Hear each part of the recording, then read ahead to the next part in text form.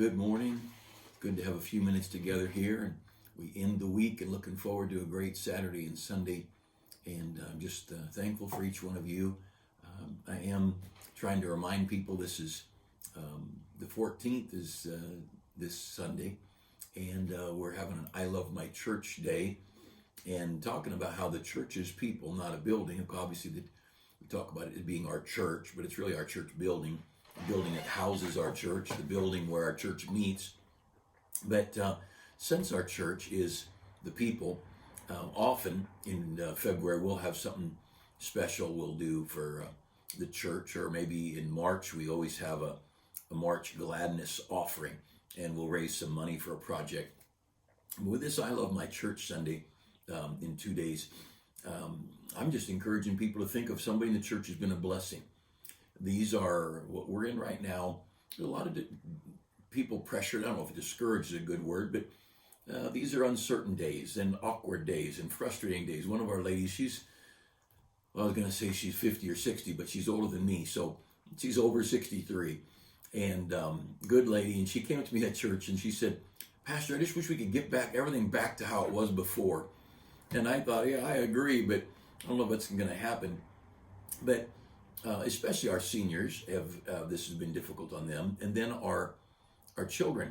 Now many of our kids are in our school, and so we have school that's open, but our public school children, it's very awkward for them. And so we just got thinking as a staff, let's make this Sunday a day we just tell somebody thanks. It might be that person who sits in front of you in church every Sunday, and maybe they've never done anything special, they're just there. Bring a note and say thanks for making our church a special place. And maybe it's the nursery worker or the Sunday school teacher or the person who helps with some area of ministry or whatever. But I want to encourage you, take some time and on this Sunday and do something for somebody. It might be one of our shut-ins. We have a couple of our folks who are in convalescent homes, and not only are they in convalescent homes, they're stuck in there, sometimes stuck in their room or maybe just in the hallway, and how frustrating it is for them. And if you can get a note to them, make a phone call to them and express your appreciation for them.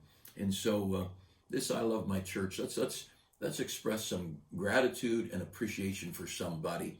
Might be that, I don't know, that usher, that musician, somebody that you just see in their place every week or whatever, somebody that in the parking lot who greets people, doesn't matter who, but let's be good to people. And I want to encourage you to express some appreciation this Sunday if you can. And then I wanted to mention the life of, I've got a book here, and it just happened, I was going to tell you what year it was published, but I went through the first few pages, and it says published by Grosset and Dunlap in New York, but it doesn't print it in the United States, and it goes right into a preface and then right into the table of contents and right into the book. So I can't tell you when this book was published, but obviously it's not a new book. But I'm going to guess from books that I have, I'm going to guess this is printed in the 50s. Could have been in the 60s. It's not. I've got some old books. It's not one of my old books. But I was using this in our high school. I have a class for our junior and senior boys, and it's just about speaking and organizing thoughts and how to communicate and speaking clearly and reading publicly. And so this book on Daniel Boone is one of the things I had him reading. I've had him read some of Pilgrim's Progress. I've had him read poems and different things. But I try to vary it for the sake of interest, but the goal is getting them to enunciate and to pronounce clearly and to read with some emotion. But something stood out this week, and I thought I'd just read this for you. And it is the change in America. Our writing, our movies, our entertainment industry, it is feminizing the American male. That's one problem. This is not what I'm talking about today. But there's some things happening in America. We're feminizing the American male, and we are trying to take out all the roughness and all the manliness and all the masculinity, and literally outlawing it in some cases. Toxic masculinity is a term that's been invented. I would be bothered if my boys could not defend their wife and children with their own hands. And I would be happy if they could defend them with some kind of a weapon as well, if need be. Our country was founded by people who took their responsibilities seriously. And understand, you call the police, usually they're there to find out what happened in the crime, not to prevent the crime. It might happen on occasion, they're there first, but they can't be everywhere. And so I want my boys strong, I want my girls strong. But I had no problem. I wish all the girls in our Sunday school and Christian school, I wish I could arrange martial arts for our girls. I think that would be great. I've talked about it for years. It's never happened. But I'd love a girl to know what to do when a guy laid his hands on him and how to break his fingers and break some other things too. But that's one of the big changes in America. Another change in America is the atheistic, the reprogramming, trying to make America into an atheist country. And what's sad is not what we are today. It's that these books and magazines and entertainment industry are trying to make America look like it always was an atheistic country. I remember some time ago, we don't watch a lot of TV. It's very unusual.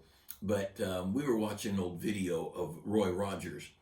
And whoever the old guy in Roy Rogers was, he was sitting there talking to Roy about some treasure he'd found. And some people overheard it outside. Well, they kidnapped him and they wanted to know where the treasure was. And what they didn't see is he had a Bible open. He's talking about some real treasure in these pages. And that's not that long ago that a TV show, a movie, I don't know if it was a movie or a short 30-minute thing. I can't remember what it was. But it was not a strange thing at all to have the Bible and talk. The whole theme of the story was there's treasure in the Word of God. And these dumb people that kidnapped him thought, sure, he had a treasure map. And they knew he had a book in front of him, so they thought he had a map in there, so they get his Bible, and they get him, anyway, long story. But let me just read you a real quick thing here. This is telling the background of Daniel Boone. And it says the maiden name of Boone's mother was Sarah Morgan. Some dispute has arisen respecting the religious persuasion of the Boone family. It would appear on a review of the whole controversy that before their removal to this country, they came over from England, that the Boones were Episcopalians.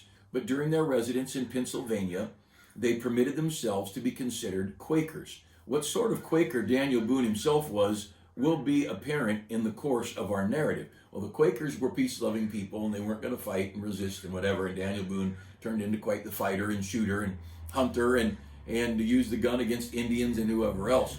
But the point is, it was a natural thing just 50 years ago, or whenever this book was printed. Again, I can't tell you when the book was printed. It was a natural thing that people talk about folks' religion.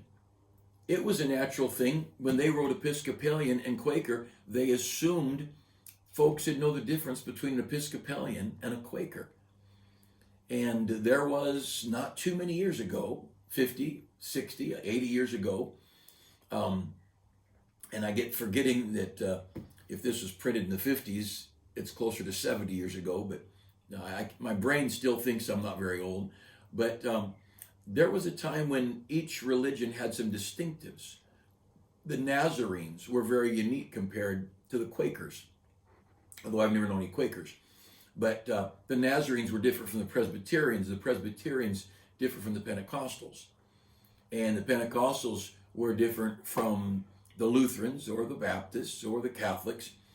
And that everybody, their name meant something. Brand names meant something. We've gotten to the world now where nobody wants to label themselves as anything. Now, we don't mind labels on our glasses.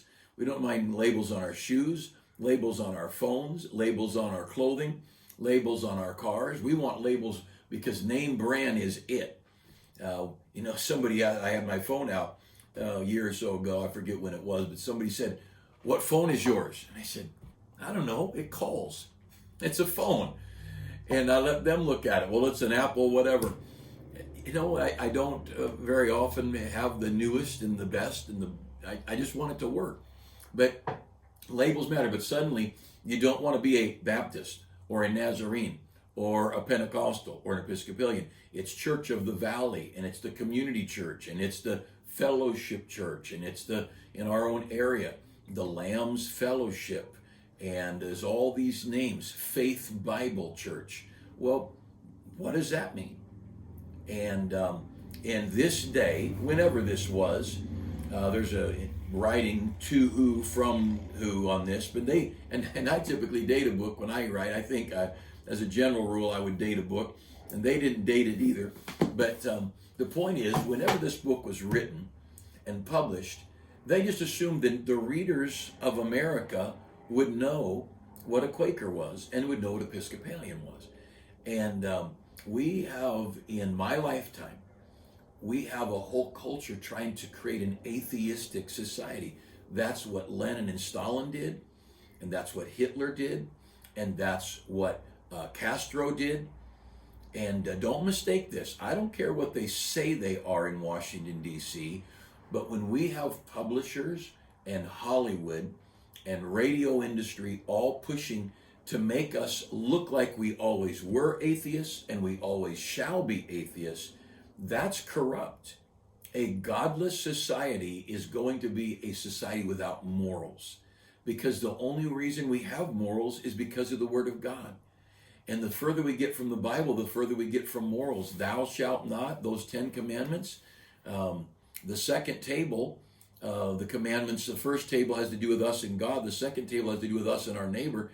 That second table is the one: no adultery, no murder, no lying, no coveting.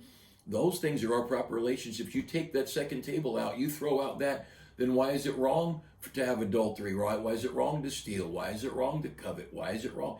And I just want you to understand, and I think our young people need to know, America has not always been an atheist place.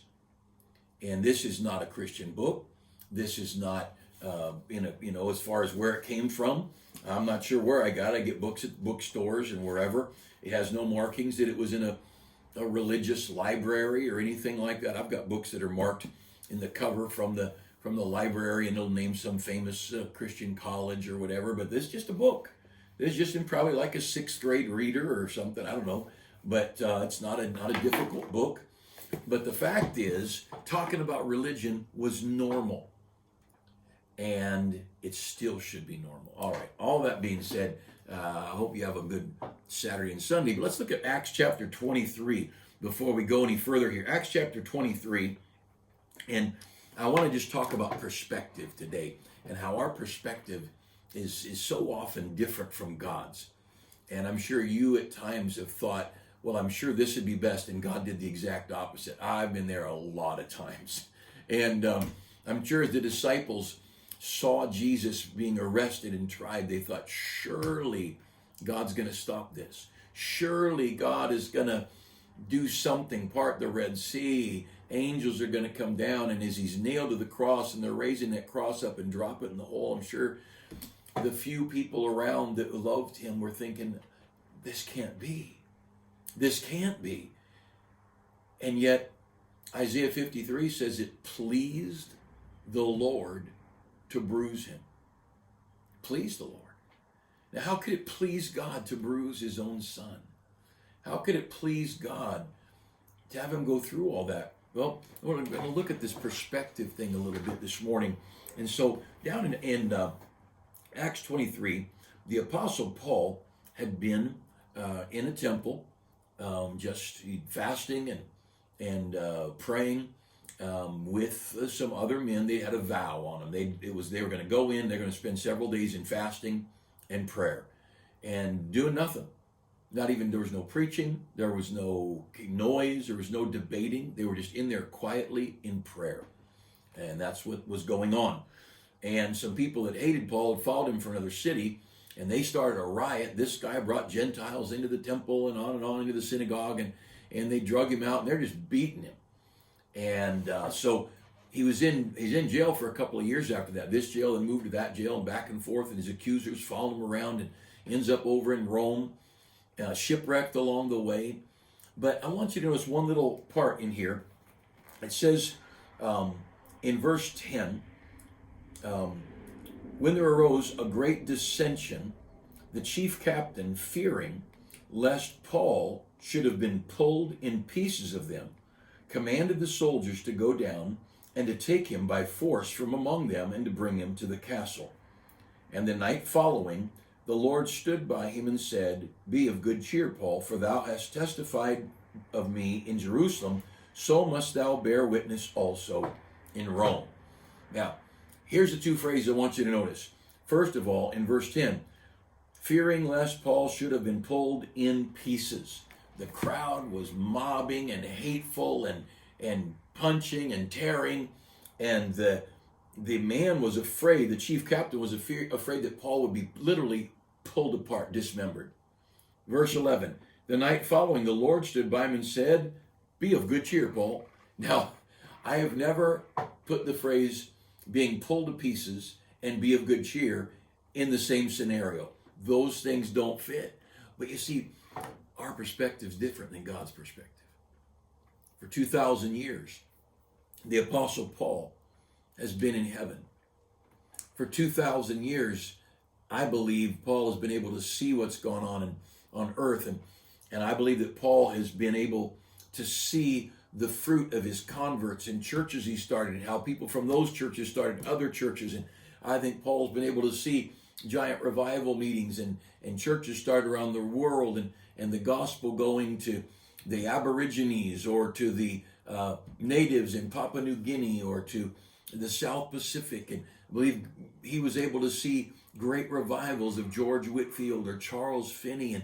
And Paul saw these things, the Moravian missionaries who sold themselves into slavery so they could go to an island and work on a plantation so that they could witness to slaves because the slave owner didn't let preachers on the island. And I believe Paul saw the expanding of his work and his gospels that he wrote as he wrote so many books of our New Testament. And I think up in heaven for the last 2,000 years, you think Paul's been happy? You think he's worried about being nearly pulled apart? No, he's be of good cheer, Paul. You've witnessed here. I'm going to let you witness in Rome before the Pharaoh or before the emperor. I'm going to let you witness before governors. I'm going to let you witness and be of good cheer. You see, God's perspective is so different than ours. If you want to look at John 16 and verse 33, Jesus is preparing the disciples. He knows he's going to be arrested. He knows he's going to be crucified. He knows they're going to abandon him. He knows the hurt they're going to feel for abandoning their Lord. He knows the hurt they're going to feel watching him die. And so Jesus says in verse 33, he says, These things have I spoken unto you, that in me you might have peace. In the world, number one, you shall have tribulation. And then the next thing he says is, but be of good cheer, I will overcome the world. And so there again, in the world you shall have tribulation, but be of good cheer. I don't put tribulation and cheer into the same sentence, not when it's about me or the people I love. And yet God does, because God's perspective is so different than ours. Now, when we can grasp this, when we can come to grips with the reality that God looks at life from an eternal perspective. I mean, if you look at the cross, you see God planned his own son's death. God planned it.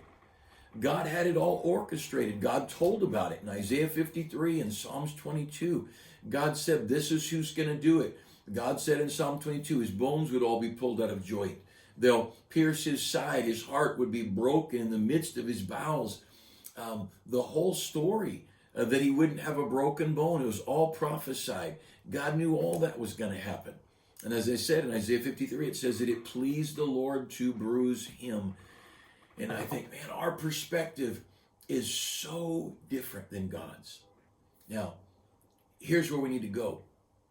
We're not going to like things. Jesus in the Garden of Gethsemane sweat, as it were, great drops of blood. He said, Father, if it be possible, let this cup pass me. So I'm not saying we should look at every tragedy and say, this is great. God's going to make this thing be wonderful. No. None of us you're crazy if you look at life like that. Jesus, looking forward to Calvary, his heart was breaking. There was such strain. It might have been the physical pain. It might have been the abandonment of his friends. It might have been that one little phrase that his father turned his back on him. My God, why hast thou forsaken me? We don't get the analysis of why Jesus' heart was breaking, why the strain that was so strong that his blood vessels in his face were literally bursting, and like sweat, drops of blood were pouring down his face. But he wasn't cheerfully going. Now you read in Hebrews chapter 12, it says, for the joy that was set before him, he endured the cross, despising the shame. So he despised the shame, he endured the cross. Why? For there was some joy set out there before him. Now we're thinking that's when he's seated at the right hand of God, or when he's in heaven, or maybe the joy set before him when the multitudes of us in Revelation chapter 4, and 10,000 times 10,000 and thousands of thousands fall on their faces and cry out, worthy is the Lamb that was slain. Revelation 5, I guess that is. Revelation 4 were before God, Revelation 5. But whatever it is Jesus was looking forward to, he endured the cross. He despised the shame. And yet we have here God saying to the Apostle Paul in Acts 23:11, be of good cheer. You're going to get a chance to talk about me some more. Be of good cheer. You're going to get to tell some other people how to get saved. And over there in that jail in Rome, the whole palace heard the gospel, he said. A guy named Philemon was in jail, a runaway slave. Paul gets to lead him to Christ, and Paul sends him back to, this guy's name was Onesimus. In the book of Philemon, Titus, Philemon, Hebrews, the book of Philemon is it's a letter Paul wrote and handed to his convert Onesimus and said, take this back to Philemon in the city of Colossae. I led him to Christ. He owes me his very life. I want him to accept you back, not as a slave, but as a brother beloved. And tender book. You picture this guy who, whatever he did, he was, stole from Philemon and then ran off with it, and then he gets caught clear in another continent, basically, another nation, and he's arrested for maybe another crime, who knows what. He gets saved, and Paul sends him back, and he says, receive him as a brother beloved. God said to Paul, don't be afraid, be of good cheer, because there's going to be such great things happen. You don't even know, Paul, how many wonderful things I've got planned for you. And I can tell you, we don't know how many things God's got planned for us. So several things I want to mention. Number one, when the trials come, we need to accept, number one, God is good. He's good. And I've been in groups of people in churches. When you say God is good, they say all the time. When you say all the time, they say God is good. God is good. Number two, God is faithful. Not only is God good in all of his actions, but he's faithful in all of his promises. He's promised to never leave us or forsake us. He's promised to hold us in his hand. He's promised to give us grace. God is able to make all grace abound toward you, that ye always, having all sufficiency in all things, may abound to every good work. God's going to give me what I need in my hour of darkness to go through that trial, pleasing to God. And so God is good, God is faithful, and God loves me. God loved me so much, he sent his own son to die for me. He that spared not his own son. What a love is that? And God, herein his love, not that we love God, but that he loved us and sent his son to be the propitiation for our sins. Another thing that we should think on is God is sovereign. God is overruling in the affairs of men, and he gives us great liberty. He gives us liberty. You want to go be a drunk? You want to get out of church and spend your life away from God? You want to do whatever? God gives us great liberty. You want to love God and serve him? You want to be in church and read your Bible and tell others about him? It's free will. But in that, God is sovereign. And as God's child, you and I can believe that God knows where we are and what we're facing. And it might be, I've used the illustration over and over, but it's a good illustration. He's in heaven, so I can talk about him. But Bob Coates, one of our good friends of many years here, Bob had heart surgery. And he told me one day, we're on the phone. No, I went to visit him, and he said, hey, I found out why I'm here. I said, well, yeah, you're here because you had a heart attack, and yeah, I needed heart surgery. He said, no, I'm here because the surgeon got saved, and two nurses, I think it was the doctor and two nurses got saved. And he was able to lead them to Christ in the hospital. Well, tell you, that's be of good cheer. Hey, this heart attack, be of good cheer. This is going to be great. There's going to be a doctor and 2 nurses in heaven because of your heart attack. Isn't this awesome? Well, I'm thinking, couldn't I just have knocked on their door or something? But probably not. They might not have listened. And so God knows those things. And so another thing is that God will make all the evil, Romans 8:28, all the evil, all the ugly, all the hateful, God will turn that around for good. All things work together for good to them that love God. There's more we could say about that. But you have a list of things here, and we can rest in him. He's so good. He's so faithful. He's so trustworthy. And so God says, Paul, I know they about pulled your arms off, but be of good cheer. And Jesus said in John 16:33, these things have I spoken unto you, that in me you might have peace. In the world you shall have tribulation, but be of good cheer. I have overcome the world. Be of good cheer and tribulation. All right, we're going to marry those two. One of the saddest things I think I've seen in 44 years of ministry involvement, 39 years pastoring here, is when hurt enters into a person's life and they allow that hurt to bring bitterness in their heart. Bitterness, anger, vengeance. And if you want to look over to the book of Hebrews with me, I scribbled it down, Hebrews 12. If you look at Hebrews chapter 12, this is so sad. And to me, it is one of the saddest things I know of, because in Hebrews chapter 12, when we let bitterness and anger and self-pity, when we embrace those emotions, see, those are emotions of somebody who's not a child of God. Those are the emotions of an unsaved person. Those are the emotions of someone who doesn't have a God who's good and faithful and trustworthy and loves them and is sovereign and will cause all things to work together for good. See, if you don't have God, if you're lost, then I understand bitterness. I understand anger and wrath. I do, because you have no recourse. You have no one to rest in, to lean back and to hope in. But as a child of God, oh man, we can't be bitter. We can't let bitterness and wrath and anger and evil speaking, that is so atheistic.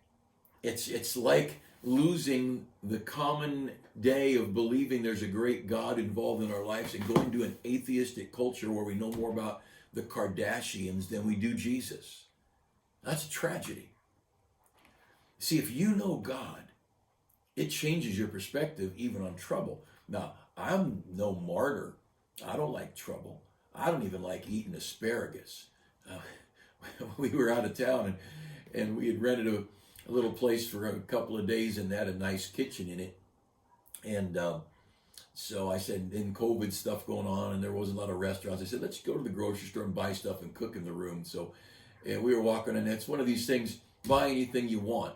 We're only here for the night, and compared to eating out, whatever we buy is going to be cheap. So we got my wife, I think it was bacon wrapped asparagus. And all I could think of as she's cooking it is what a waste of good bacon to let that asparagus flavor get into it. And this world out here, they don't understand that God is sovereign and that God is looking after us and that God cares for us. And but you and me, you and I, as a child of God, I understand I've got a God in heaven. Again, doesn't mean I like everything, but I can see beyond it. I can see beyond it. If you look up there in Hebrews chapter 12 and verse 2, looking unto Jesus, the author and finisher of our faith, who for the joy that was set before him, all right, it's that joy out there, he endured the cross, despising the shame, and is set down at the right hand of the throne of God. Now the instruction comes to us in verse 3, for consider him that endured such contradiction of sinners against himself. Consider it. Stop the self-pity. Stop the woe is me. Stop the world has been bad to me, and I've had such a hard time. You go to a third world country, you'll find what a hard time is. But more than that, go to Calvary, and you'll find what a hard time is. For consider him, in verse 3, that endured such contradiction of sinners against himself, lest you be wearied and faint in your minds. And this whole passage, I love Hebrews chapter 12. It just builds and builds and builds. And then it comes down here to where we are in verse 15. I believe it's verse 15. Yeah, verse 15. He says, looking diligently, lest any man fail of the grace of God. So there's grace available to handle your burden. Yes, this world is unjust. Yes, this world is ugly. Yes, there's evil political leaders. And yes, there's evil all over. There's evilness in the world, the slave trade, the human trafficking, the political murder in D.C. Don't you think it's not going on around there? It's more subtle, and it's going to be worse. The more our politicians know they can get away with corruption, the more corrupt they'll become. And that's why, to me, I was praying that God would let a whole bunch of people get caught and thrown in jail.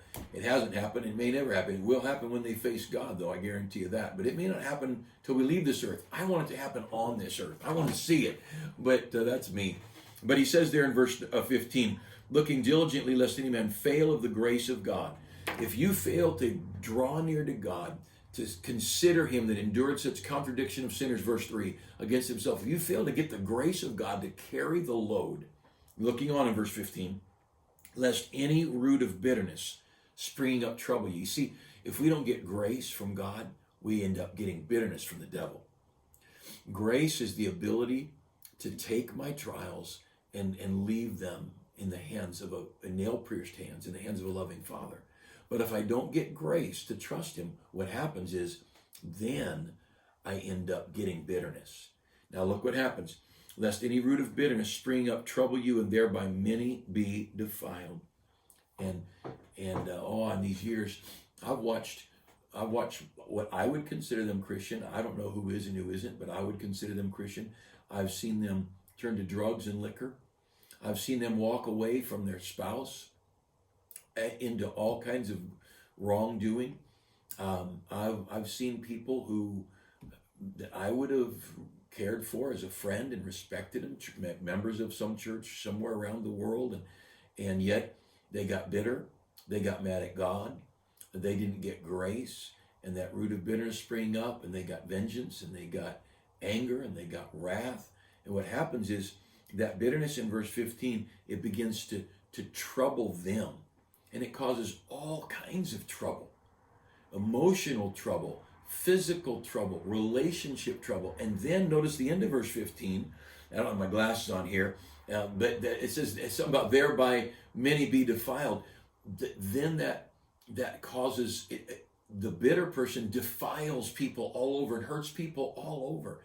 And many a person who's been hurt has hurt far more people by handling their troubles like an unsaved person. God's perspective is different than ours. I cannot run the liquor and drugs because of my trouble. I don't like what's gone on in Washington, D.C., but I'm not running to bombs and guns to blow up senators or congressmen or judges. That's not what we do.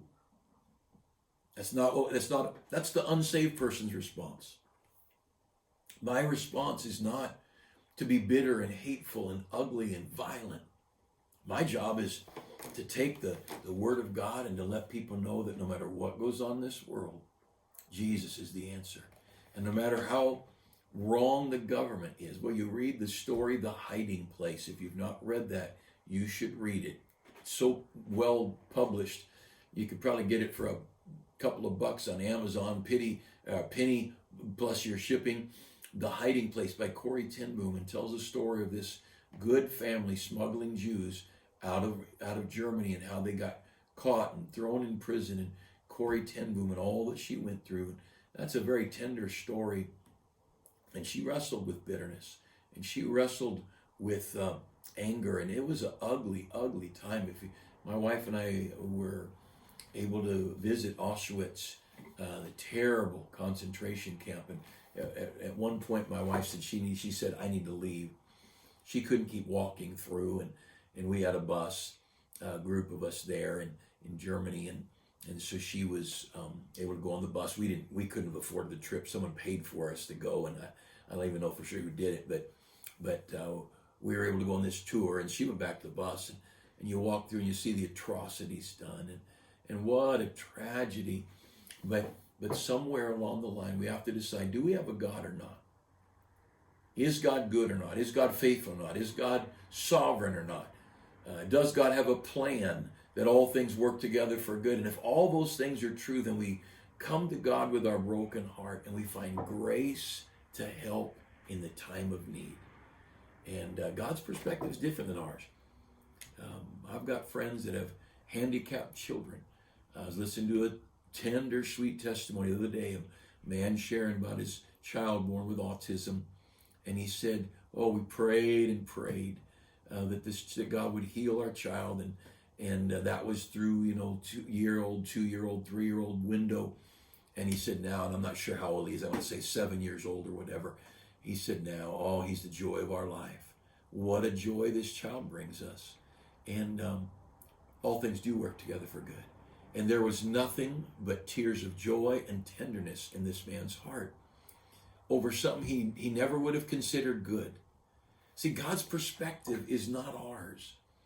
And faith, let me just close with this. Faith is when you and I take our circumstance and by faith, faith is believing, not seeing.